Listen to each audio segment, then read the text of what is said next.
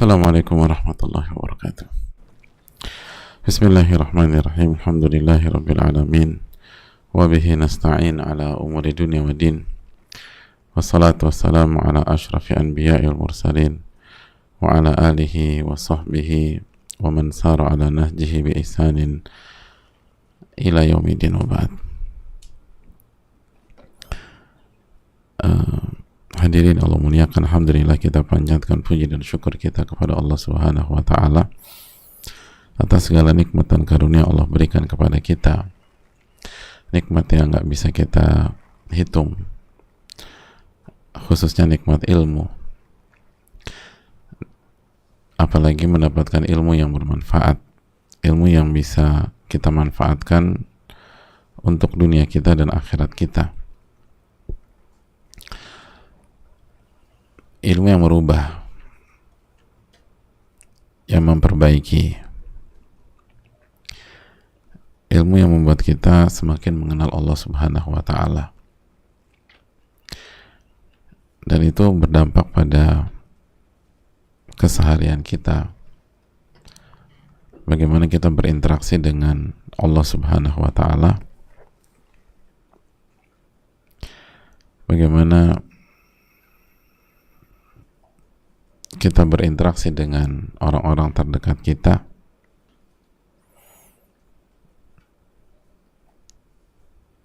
dan bagaimana kita menjalani aktivitas-aktivitas kita.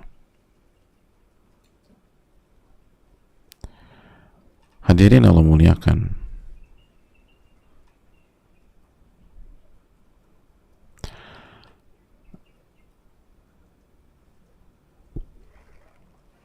dan itu yang harusnya kita cari, harusnya kita perjuangkan. Di samping kita sibuk dengan urusan duniawi kita, namun bahagia atau tidaknya kita, nyaman atau tidaknya kita dalam hidup itu tergantung ilmu kita kepada, atau ilmu kita apakah bermanfaat atau tidak. Oleh karena itu hadirin Allah muliakan, selalu minta ilmu yang bermanfaat dan minta dijauhkan dari ilmu yang tidak bermanfaat.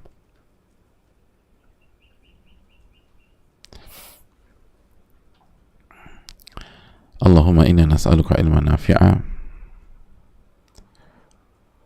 wa na'udzubika min ilmin la yanfa'. Ya Allah, berikanlah kami ilmu yang bermanfaat dan lindungilah kami dari ilmu yang tidak bermanfaat.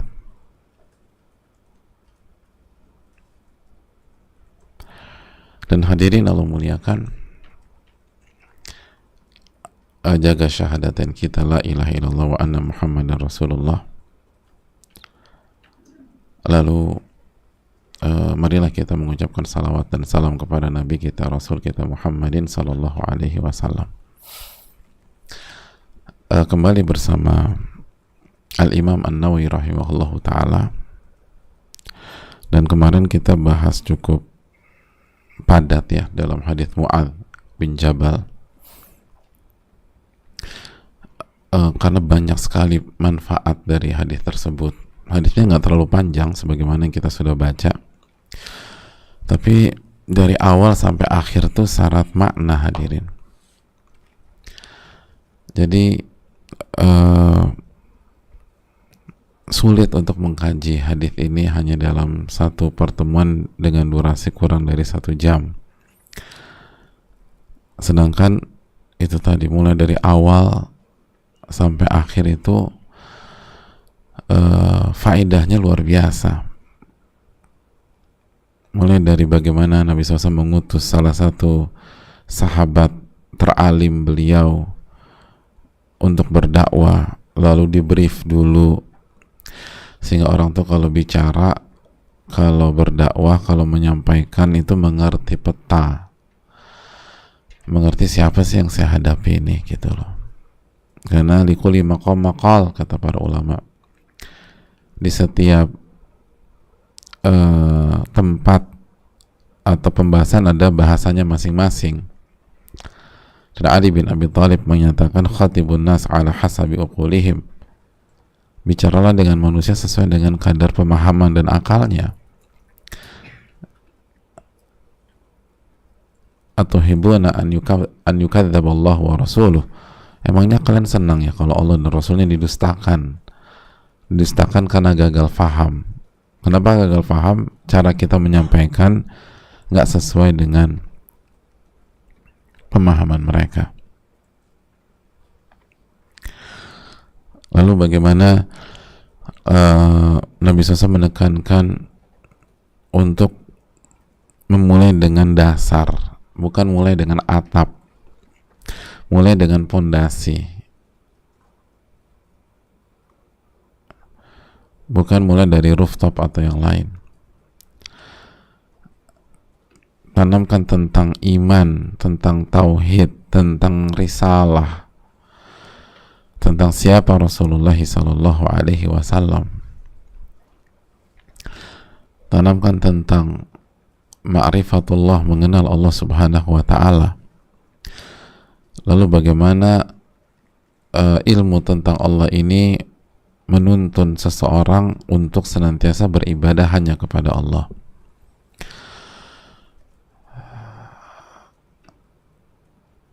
Itu harus ditekankan. Makanya kan kaidahnya atsilil asla wa far'il far'a, gitu loh. Tanamkan pondasi baru bicara tentang cabang dari induk dan pondasi tersebut. Jadi bangun dulu induk atau pondasi, baru bicara cabang. Buat kantor induk, baru buat kantor cabang, gitu aja. Seringkali kita bicara macam-macam tapi dasar kita lemah. Kalau mau bela diri, belajar kuda-kuda dulu sebelum belajar jurus, gitu loh. Mau jurus juga apa kalau kuda-kudanya berantakan, repot, gitu loh. Ada yang mau olahraga, beberapa olahraga, belajar footwork dulu sebelum belajar ini, belajar teknik A, teknik B. Itu footwork tuh penting, hadirin. Jadi dasar-dasar tuh yang paling penting. Makanya kalau hidup tuh dasarnya tuh la ilaha illallah wa anna muhammadan rasulullah. Kalau hidup, bicara hidup, dasarnya tuh tauhidullah, mentauhidkan Allah. Bicara hidup itu ini tentang mengenal Allah dan konsekuensi dari mengenal Allah. Lalu bagaimana mengenal utusan Allah? Makanya itu yang ditanamkan Nabi SAW kepada Mu'adz, gitu lah. Dan Nabi SAW yang paling ngerti tema, jamaah. Gak mungkin lah ada di antara kita lebih ngerti daripada Rasulullah SAW. Itu penting. Dan itu juga tema yang diangkat Nabi SAW ketika dakwah ke orang kafir Quraisy yang bukan ahlul kitab di Mekah selama 13 tahun. Kan kemarin kita bahas Nabi mengutus Mu'adz itu di tahun keberapa, hadirin? Diriwayatkan kan dalam tahun ke-10 kan. Jadi mau ahlul kitab, mau orang musyrik Quraisy dan seterusnya, sama pakemnya itu. Dasarnya begitu, hadirin. Dasarnya tuh begitu. Kalau kita nggak kuat dasar, berat. Kalau kita nggak kuat pondasi, itu berat.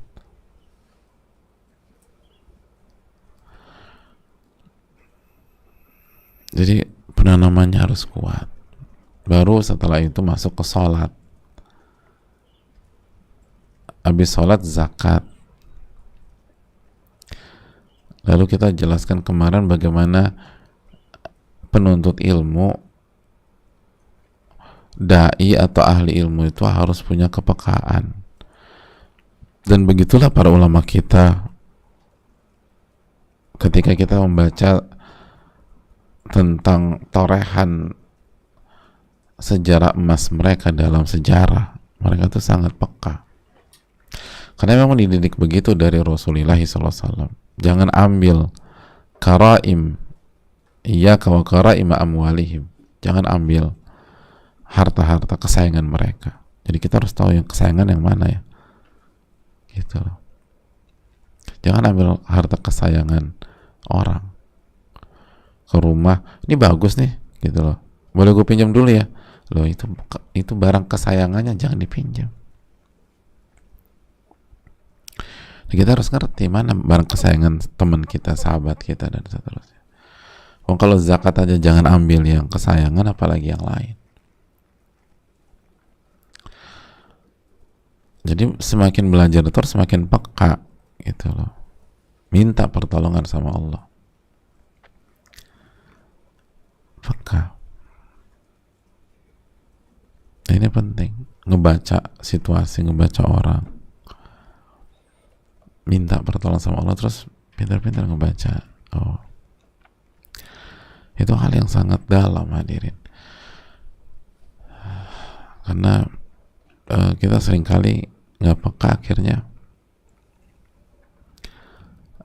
timbul masalah. Dan itu yang kita udah bahas, bahwa salah satu hikmah mengapa zakat itu diberikan kepada fakir miskin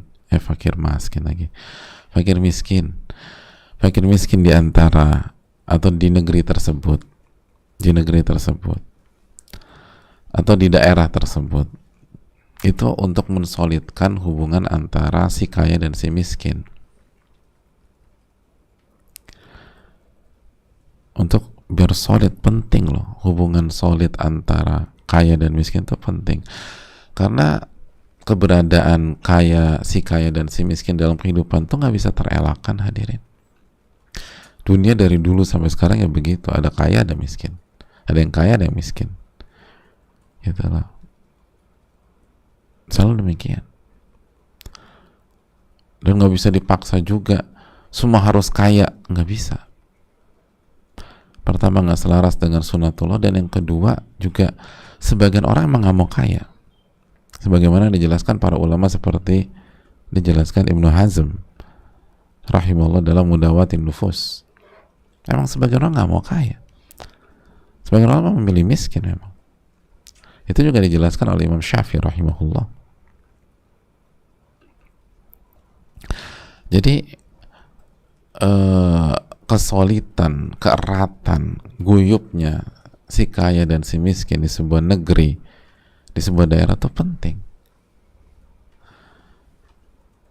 Kita tahu sepanjang sejarah ada betapa banyak chaos di sebuah negeri, itu karena kecemburuan dan gap yang terlalu jauh. Bukan hanya terlalu jauh secara angka ya, tapi secara kejiwaan, secara psikis. Akhirnya timbul itu. Tapi kalau orang kaya banget ya, dan miskinnya mah miskin, tapi itu tadi solid, erat gitu loh. Miskin juga senang. Alhamdulillah ini ada beberapa orang kaya di desa kita, jadi kita tuh terbantu, disupport gitu loh. Pokoknya gampang, nyaman gitu loh hubungan tuh. Lihat para sahabat Nabi SAW, mereka kan nggak semuanya kaya dan nggak semuanya miskin. Kita kemarin lihat betapa besarnya harta warisannya Zubair radhiyallahu ta'ala an. Tapi di waktu yang sama, lihat bagaimana ada nama-nama besar seperti Mus'ab bin Umair yang ketika wafat di perang Uhud aja, itu kain kafan satu nggak cukup untuk menutupi diri beliau, dan beliau nggak ada uang lagi. Untuk beli kain kafan aja nggak cukup. Untuk beli kain kafan yang sesuai dengan postur tubuh beliau tuh nggak ada, hadirin. Itu Mus'ab bin Umair. Tapi di waktu yang sama ada Abu Bakar, ada Abdurrahman bin Auf, ada Zubair bin Awam, dan semua biasa aja, nggak itu, karena memang mereka solid. Dan salah satu yang membuat suasana solid itu dari zakat, dari hadiah, dari sedekah, dari infak gitu. Makanya pentingnya kasih zakat ke lingkungan tersebut atau daerah atau negeri itu. Itu sangat penting. Dan kita jelaskan kan kemarin keterangan Al-Imam Muhammad bin Shalih Al-Utsaimin ditekankan sekali.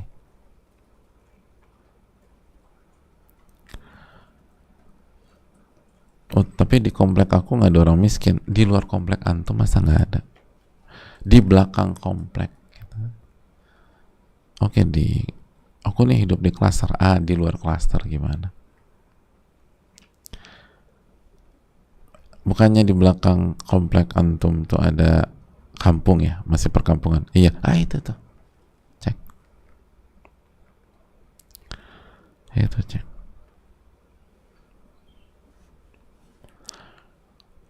Jadi itu hal yang penting, hadirin. Lalu yang terakhir tentu saja, dan ini poin di bab kita, Nabi SAW mengatakan, ittaqi da'watal mazlum, takutlah terhadap doa orang yang terzolimi, karena tidak ada hijab antara doa tersebut dengan Allah. Nah ini yang ingin kita juga tekankan, karena kemarin sangat padat ya. Dalam riwayat yang lain, hadirin Allah muliakan, dalam hadis Ibnu Majah dan dihasankan oleh sebagian para ulama seperti Syalbani rahimahullah, Nabi SAW bersabda, thalathu da'awatin yustajabu lahun la syakka fihin.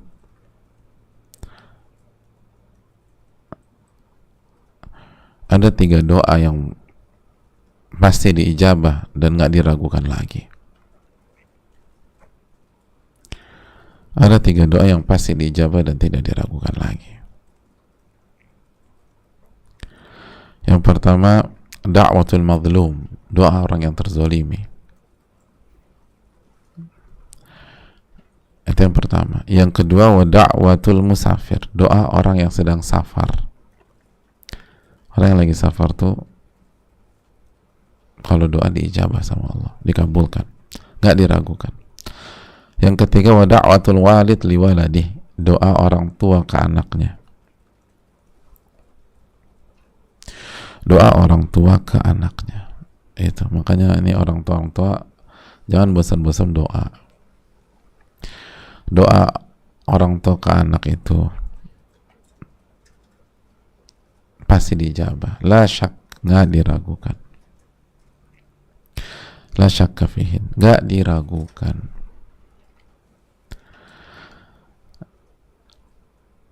Makanya sebagian masyayikh tuh bilang, jangan lupa minta doa sama orang tua. Itu penting.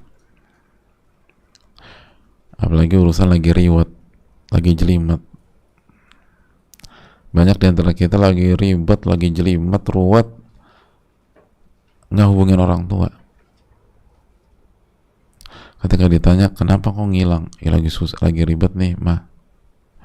Mohon dimengerti ya, justru lagi ribet tuh telepon, datang minta doa. Walaupun nggak perlu kita ceritain juga masalah kita, nanti orang tua kita panik lagi karena saking sayangnya. Tapi bilang aja, tolong doain ya. Gitu, nggak usah diceritain. Gitu.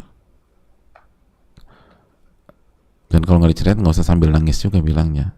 Nanti tambah bingung orang tua, ini pasti berat nih masalahnya. Enggak. Bicara baik-baik aja. Nah poinnya adalah sekali lagi di hadits ini, di antara doa yang diijabah, dan ini bottom line-nya, itu doa orang terzolimi, hadirin. Doa orang terzolimi itu diijabah. Doa orang terzolimi itu diijabah.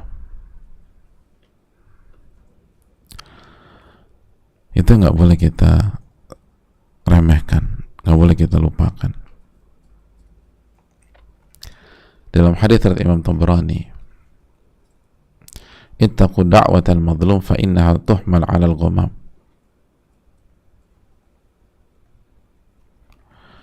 Hati-hati dengan doanya orang terzolimi, kata Nabi SAW. Karena tuh doa itu akan dibawa menembus awan. Gitu. Artinya tuh doa akan diangkat ke langit. Akan diangkat ke Allah Subhanahu wa taala.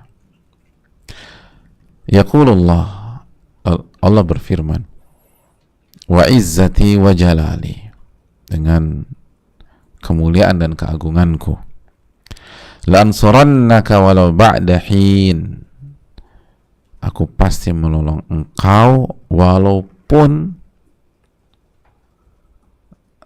setelah sekian lama dari kejadian tersebut. Tapi pasti Allah tolong. Lansurannaka walau ba'da hin, aku pasti menolongmu walaupun mungkin ada jarak waktu. Hadis ini dikeluarkan oleh Tabrani dan disahihkan oleh sebagian para ulama. Jadi hadirin Allah muliakan, maksudnya adalah itu orang-orang terzalimi pasti ditolong sama Allah. Dan Allah bilang, aku pasti akan menolongmu. Tapi bisa jadi pertolongan Allah nggak langsung di hari H, nggak langsung di H+1, belum tentu di H+2. Ini pelajaran besar. Tapi apakah Allah lupa, Allah lalai? Enggak, kan kita udah belajar hadis, surat kan, surat Ibrahim itu masih ingat kan? Wala tahsabannallaha ghafilan amma ya'malu zalimun. Anda tuh jangan sekali-kali berpikir Allah itu lalai dengan perbuatan orang-orang zalim. Itu kan dalam surat Ibrahim. Jangan pernah berpikir Allah itu lalai dari apa yang dilakukan oleh orang zalim.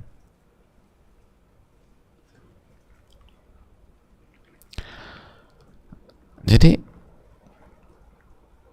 terkesan tidak ditolong di hari H, H+1, H+2, lalu orang bisa merampas kepemilikan kita yang kita punya, itu bukan berarti Allah nggak tolong orang yang terzolimi. Loh, kenapa nggak langsung ditolong, Ustadz? Loh, Allah itu al-alimul khabir, bukan kayak kita yang bodoh, tergesa-gesa, pengennya cepat. Nggak semua hal yang cepat itu bagus. Nggak semua hal yang langsung itu bagus, hadirin.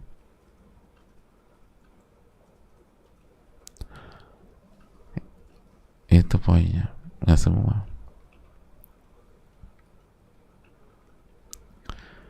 Itulah. Yang langsung-langsung itu belum tentu baik buat kita.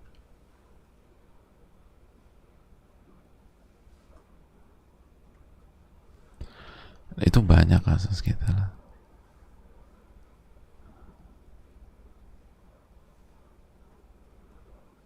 Aku mau makan daging, ada apa di freezer? Aku ada daging. Ayo dong langsung digoreng. Sabar dulu, tunggu dulu.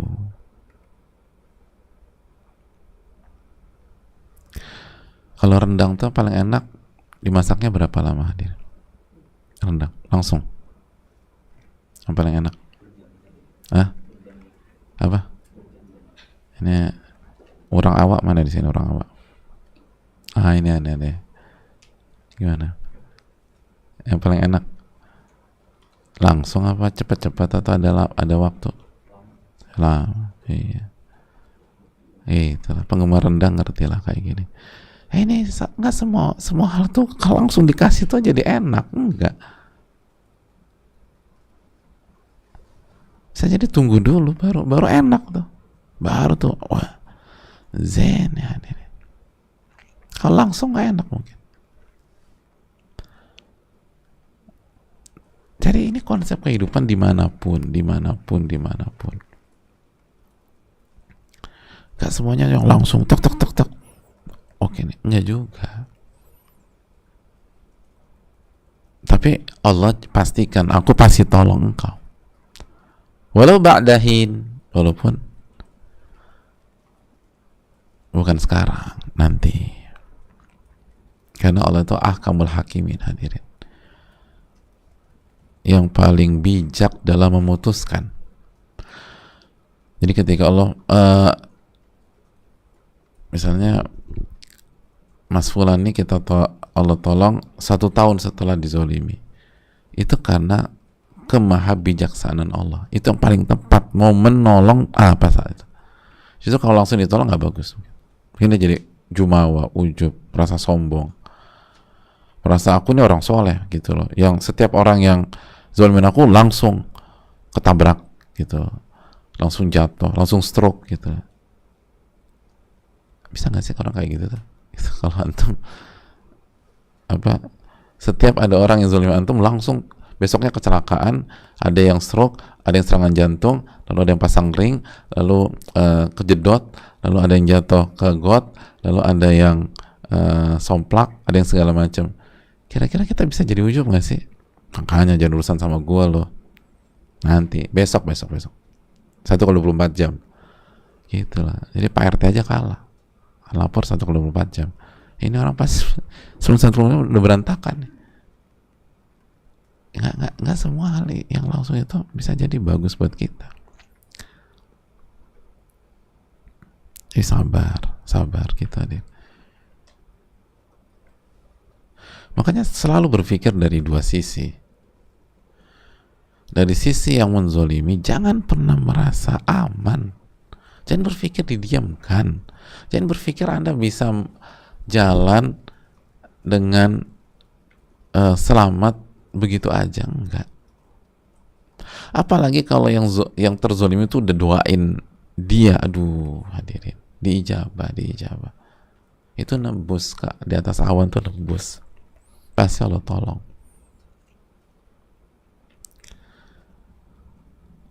Tapi dia tenang aja, dia fasik, walaupun fasik, kata Nabi SAW dalam hadis yang dihasankan Syalbani, walaupun wa in kana fajiran fafujuru ala nafsihi, walaupun dia fajir, dia fasik, fasiknya itu urusan dia dengan Allah, dia akan kena juga dia akan mempertanggungjawabkan kefasikannya. Tapi begitu kita zolimi, dia doain kita, mustajab. Kayaknya tenang, dia fasik, Ustaz, kayaknya doanya nggak diterima, jadi kita kerjain aja. Loh, itu kefasikannya urusan dia sama Allah. Tetap dia nggak boleh dizolimi. Tenang aja Ustaz, dia kafir kok. Wa in kana kafira, dalam hadis surat Imam Ahmad, walaupun dia kafir, kalau dia dizolimi atau kita zolimi dia doa, itu kata Nabi SAW, fa innahu laisa dunaha hijab, nggak ada batas dan sekat. Jadi sekali lagi, bagaimana mungkin ilmu yang benar, Islam yang benar itu mengajarkan radikalisme? Nggak mungkin lah. Nggak mungkin orang tuh belajar yang benar tuh jadi teroris, tuh nggak mungkin. Orang ngaji yang benar itu dengan niat yang ikhlas nggak mungkin jadi radikal. Gitu.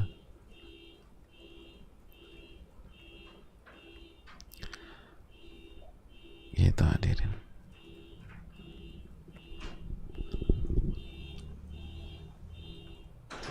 Gitu.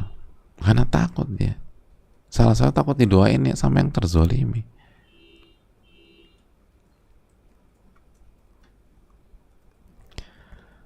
Masya Allah.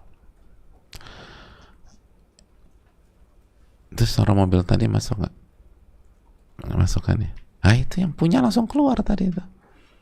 Jadi gimana radikal itu loh, atau teroris? Ini suara doang, yang punya mobil langsung keluar, karena itu bisa ngezolimin orang. Gitu. Ini contoh langsung nih. Suara aja nggak boleh kita ganggu orang. Suara.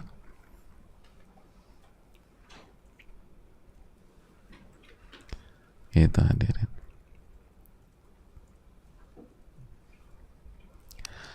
Nggak boleh ganggu. Nah, kalau didoain repot. Itu mobilnya siapa sih itu? Udah hilang aja sekalian. Kan repot kalau salah satu jamaah bilang begitu. Langsung gitu. Gimana Han? Hudan? mobil udah aman. Masya Allah, alhamdulillah, gitulah hadirin. Jadi udah coba hati-hati banget, jangan zolimin orang. Kita tuh udah bahaya deh. Dia doain kita dan benar, kecuali kalau kita benar, kayak Nabi SAW menyampaikan kebenaran dan berusaha meluruskan kultur yang berratusan tahun itu, ribuan tahun. Lalu sebagian merasa terusik, dan orang yang merasa terusik berpikir dia terzolimi. Nah itu nggak ada urusan, karena Nabi SAW udah on track. Nabi SAW di atas kebenaran, nggak ada unsur menzolimi. Tapi kalau kita zolimi, dia merasa terusik, bahaya. Lalu sekali lagi, bagi dari sisi orang yang terzolimi, jangan berkecil hati, minta pertolongan sama Allah. Berdoalah sama Allah Subhanahu wa Ta'ala.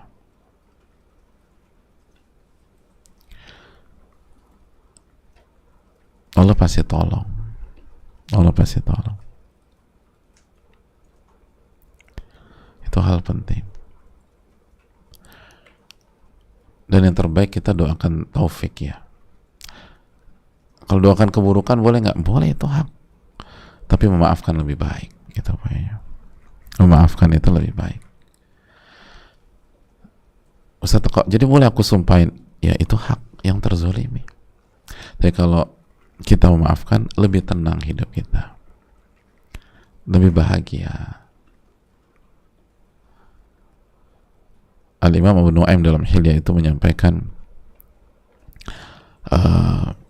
secara makna, orang yang terzalimi itu dia punya hak untuk dendam asal satu semisal kan gitu ya, dia punya hak untuk marah dan lain sebagainya, tapi dia nggak bisa tidur nyenyak, kata beliau. Kata ulama, dia punya hak itu, tapi kalau dia gunakan hak itu, dia nggak bisa tidur nyenyak. Tapi kalau Anda maafkan, enak tidur Anda, Masya Allah. Tidur Anda akan enak, nyaman gitu. Walaupun terzolimi. Maksudnya apa? Maksudnya dia akan tenang. Lihat kita Nabi SAW, Nabi dizolimi 13 tahun, gak ada. Hidup Nabi SAW tenang gitu jemaah.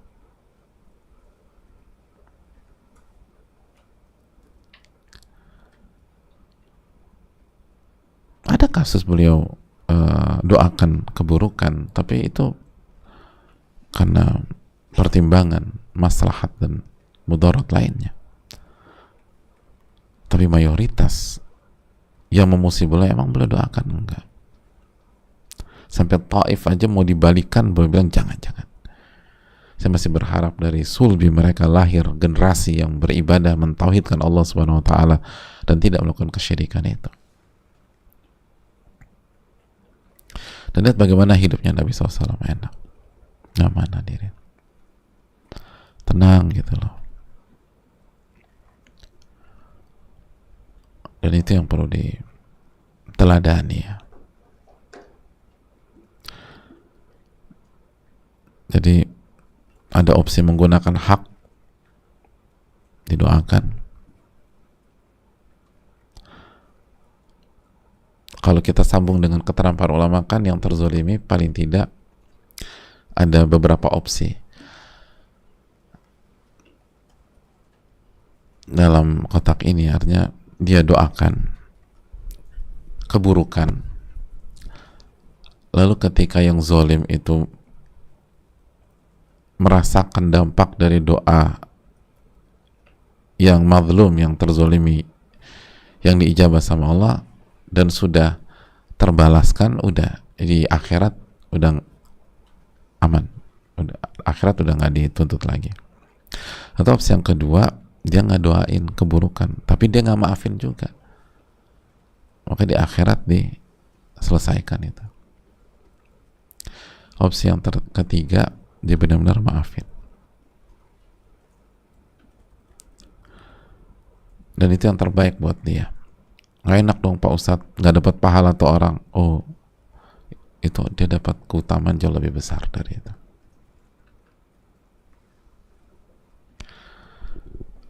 Dia dapat keutamaan yang jauh lebih besar, yang jauh lebih bernilai, yang jauh lebih banyak.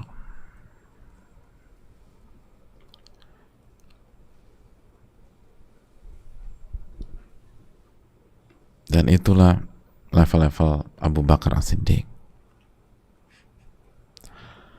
ketika berhadapan dengan Mistah misalnya. Jadi hadirin Allah muliakan, karena Allah berfirman wa an ta'fu aqrabu littaqwa. Kalau dan wa an ta'fu, Anda maafkan, itu lebih dekat kepada ketakwaan. Jadi opsi yang paling dekat sama kesempurnaan takwa itu memaafkan.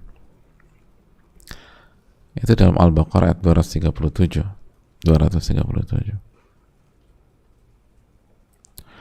Wa an ta'fu aqrabu littaqwa.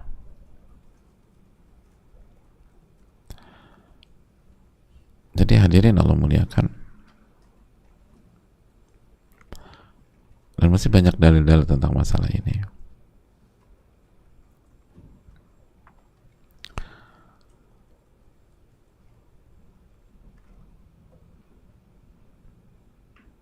Loh, nanti keenakan dia dong kalau saya maafkan.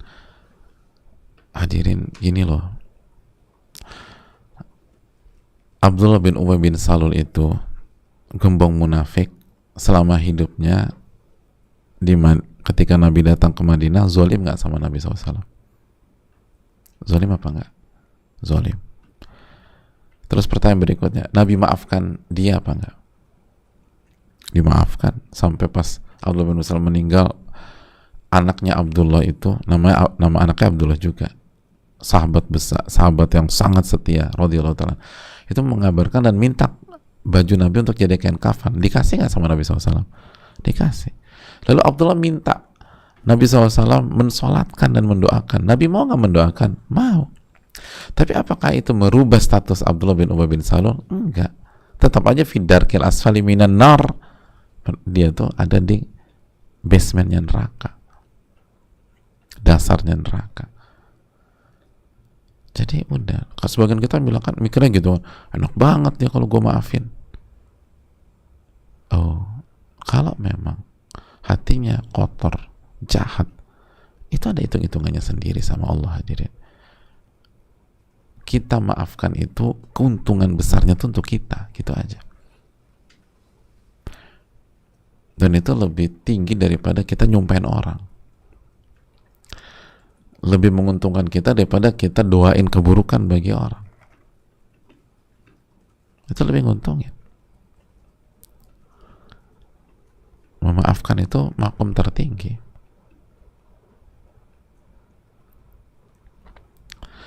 Bahkan makomnya para nabi itu alaihi wassalatu wassalam itu sampai di atas level itu lagi. Apa yang dikata Nabi SAW? Allahumma gfir li qawmi fa innahum la ya'lamun. Itu kan makamnya para nabi.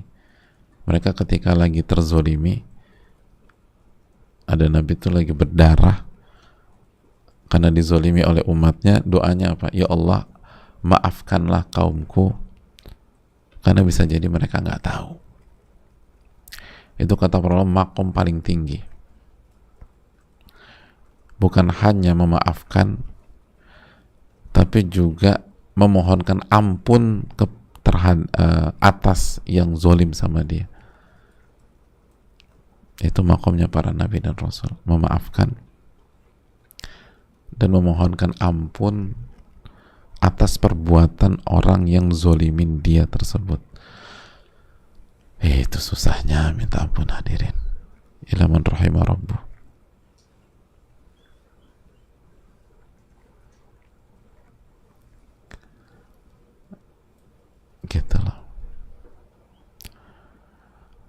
bahkan seringkali baru sampai di level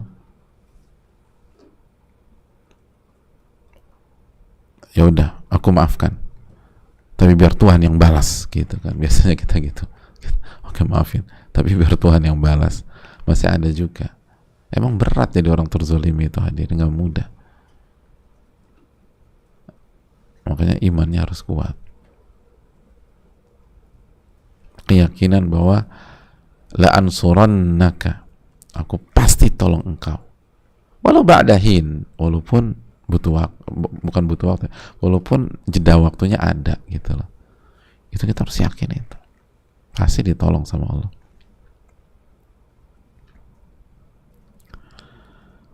Ini yang bisa disampaikan. Semoga Allah memberikan kita ilmu yang bermanfaat dan kejujuran ketika berbicara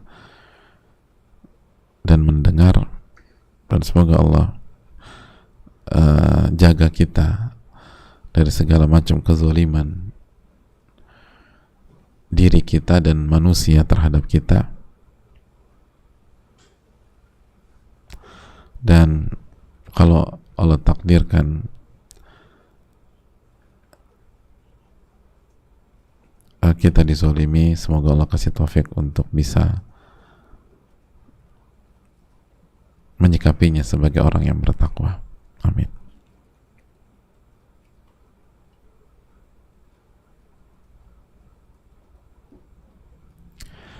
Wallahu ta'ala alam. Kita buka sesi tanya jawab. Wassalamualaikum warahmatullahi wabarakatuh.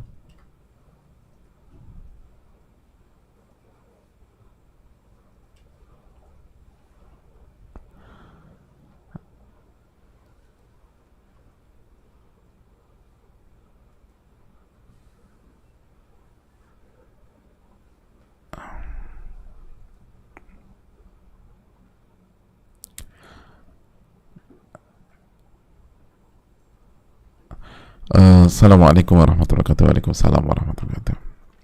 Semoga Allah merahmati Ustadz, tim Imam Nawawi dan seluruh kaum muslimin muslimat dimanapun berada. Amin ya rabbal alamin. Dan semoga Allah merahmati seluruh ulama-ulama kita ya.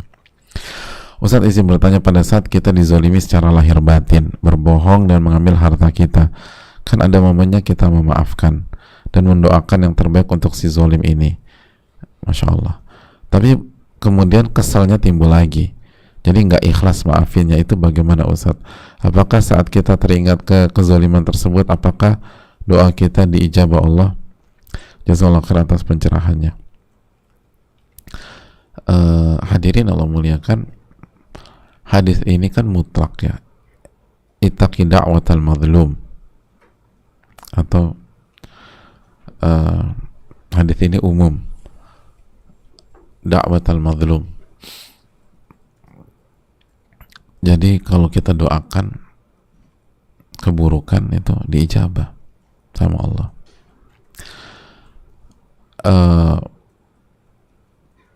Tapi poin dari yang bertanya, makasih banyak kepada yang bertanya,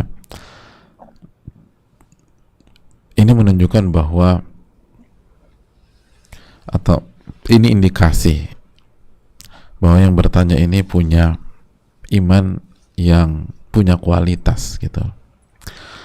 Karena memaafkan dan mendoakan yang terbaik untuk orang yang zalim kepada kita tuh susahnya minta ampun. Kalau kita bisa sampai makom seperti itu, insya Allah itu menunjukkan ketakwaan. Tapi kesalnya suka timbul nih Ustadz. Itulah kehidupan. Susah, istiqomah tuh susah. Ada pasang surut memang. Makanya kan amalan yang paling sulit dan ayat yang paling sulit diemban Nabi SAW adalah fastaqim kama umirt, maka beristiqomahlah sebagaimana yang Allah perintahkan kepada engkau. Istiqomah, surat Hud. Itu susah banget memang. Jadi ketika kesalnya timbul, ingat sama Allah lagi, itu obatnya, ingat sama Allah. Lalu ingat firman Allah dan ingat hadits Nabi Sallallahu Alaihi Wasallam. Lalu coba minta nasihat sama orang-orang soleh, sama ulama, sama ahli ilmu, sama guru kita, biar tenang lagi, tenang lagi. Jadi itu langsung arahnya harus langsung ke zikir itu. Terus ngumpul sama orang-orang yang berusaha soleh. Merapat ke ahli ilmu, tanya lagi, minta masukan, minta nasihat. Wallahu ta'ala alam bisawab. Dan jangan ingat-ingat dia lagi, udah lupain aja.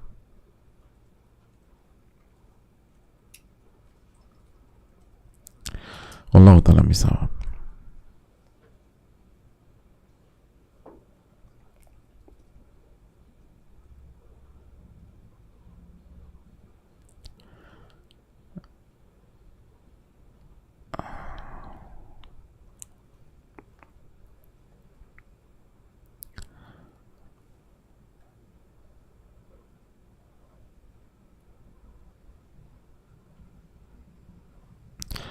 Assalamualaikum warahmatullahi wabarakatuh. Waalaikumsalam warahmatullahi wabarakatuh. Semoga Allah senantiasa merahmati Imam Nawawi, Ustadz, keluarga, tim beserta segenap keluarga dan kaum muslimin, amin ya rabbal alamin. Ustadz izin bertanya, saya sering pamrih kepada Allah. Misalnya saya melakukan amalan, sedekah atau baca Quran, lalu di hati saya muncul harapan mudah-mudahan dengan amalan ini Allah jadi semakin sayang sama saya dan memudahkan urusan-urusan saya. Apakah pamrih seperti ini dibenarkan? Masih termasuk dalam pengertian ikhlas kah? Jazakallahu khair. Jawabannya ya. Di antara dalilnya adalah tawasul dengan amal soleh. Sebagaimana hadisnya sudah kita bahas tentang kisah 3 orang yang terperangkap dalam gua. Dan itulah keikhlasan ketika kita berharap hanya kepada Allah. Itu keikhlasan. Dan usahakan urusan yang kita harapkan dimudahkan itu jangan hanya urusan dunia, tapi juga urusan akhirat, dan itu yang paling penting. Makanya kan doanya orang-orang beriman, Rabbana atina fid dunya hasanah wa fil akhirati hasanah wa qina adzabannar. Ya Allah, berikanlah kebaikan di dunia dan kebaikan di akhirat, dan lindungilah kami dari siksa api neraka. Wallahu ta'ala bisawab. Assalamualaikum warahmatullahi wabarakatuh. Waalaikumsalam warahmatullahi wabarakatuh. Assalamualaikum wa iyyak. Semoga Allah merahmati Ustadz, keluarga, tim Imam Nawawi, dan seluruh umat muslim di seluruh dunia. Amin ya rabbal alamin. Semoga Allah merahmati ulama-ulama kita. Izin bertanya Ustadz, bagaimana kalau kita lupa perbuatan-perbuatan zalim kita di masa jahiliyah karena meremehkan hal tersebut, dan kezaliman ini berkaitan dengan hak Allah dan hak sesama? Apa yang harus dilakukan ya Ustadz? Semoga bisa terjawab. Jazakallahu khair wa barakallahu fikum. Yang jelas taubat-taubatan nasuha. Taubat-taubatan nasuha. Minta ampun sama Allah. Lalu yang kedua, adapun berkaitan dengan hak manusia, jika itu berkaitan dengan harta dan seterusnya, upayakan diselesaikan semampu kita. Ingat-ingat, cek listnya, atau minta bantuan teman-teman yang mungkin nggak bersama kita pada saat itu, gitu loh. Dan upayakan diganti, dibayar kalau kita mampu. Dan kalau kita nggak ketemu orangnya, bersedekah atas nama dia dan minta ampun sama Allah. Jadi bersedekah atas nama dia. Kalau kita ngambil duit orang dan kita nggak bisa balikan, kita nggak tahu. Tapi kalau kita nggak mampu dan seterusnya, itu benar-benar minta ampun sama Allah.